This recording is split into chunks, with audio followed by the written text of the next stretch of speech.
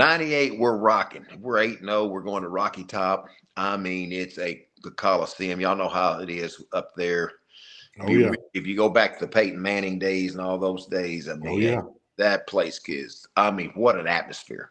Yeah. And so we were ready, though. Our 98 squad, we went up there and we jumped off. It's a rainy night. And we had 100,000 quiet, guys. Right. And we really played so good for about 58 minutes. And there's this play that is really it's so different. It's so unique.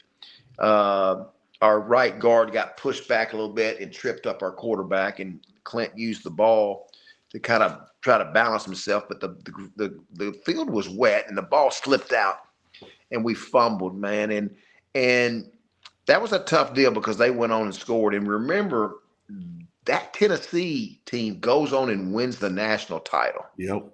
They win it. And we're so close. We're right there. And I'm thinking after that game, we're going to see them back in the championship game. And what I loved about our team that had gone, remember the previous years, they were 4-7 and 4-7. Brandon Burlsworth so much cares as though it's my fault. Anthony Lucas says, no, I dropped the ball. Joe Dean Davenport, a tight end, said, no, I dropped the ball. I dropped a touchdown pass. And the center came and said, no, I snapped the ball over a punter's head. I've never done that since in 7th grade. I mean, so I love that we live in a world where a lot of times people say, I confess, it's your fault. Right. We didn't have that. We were tight. And so fast forward now to 99, I could tell during that week, Coach Fulmer's bringing the defending champions to Fayetteville, Arkansas, T. Martin and the gang, and they had a good team, boy. They did.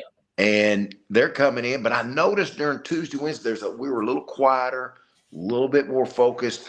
I knew this game was circled because Clint Sterner had to carry this burden for a year. It was unfair because it wasn't all his fault. We wouldn't be in the position without Clint.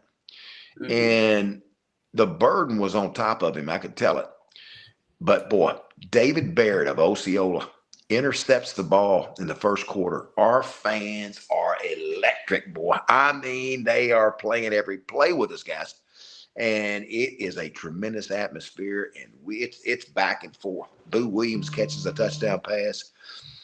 Well, I think we're down a few points, and, I mean, it's getting towards the end, and, I mean, Clint Sterner throws a bullet, man. I mean, a frozen rope on a post play to Anthony Lucas, and it was beautiful.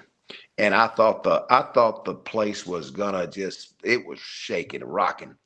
And it's funny because we got beat in Knoxville the year before 28-24.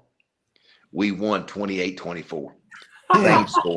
Same score in that 99 year. Our fans took the goalpost down and walked it to Dixon Street downtown, and it's a historic night. You know, it was just a beautiful thing, man. Coach, I don't want to bring up bad stuff, but does that game ever haunt you? I mean, do you have bad dreams about that game and that fumble? I was in Mobile, Alabama, and I was just telling a quarterback group, there's 2 games that just wake me up in the middle of the night every so often. Mm-hmm. One of them is Tennessee. The 98 game, because I think we're good enough to go and win it. We could won the national championship. I really do. Mm-hmm.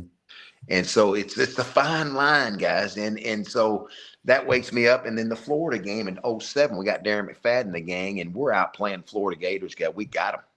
Right. And Peyton Hillis gets injured. We put a freshman in on a punt return and fumbles the punt, and they recovered in the end zone, gave him a touchdown there.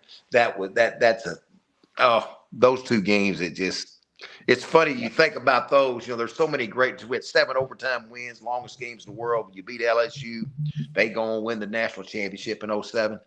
You got a lot of great games, but the ones that wake you up at night, you start punching yourself like, whoa, Tennessee 98 and 2007, Florida, Arkansas.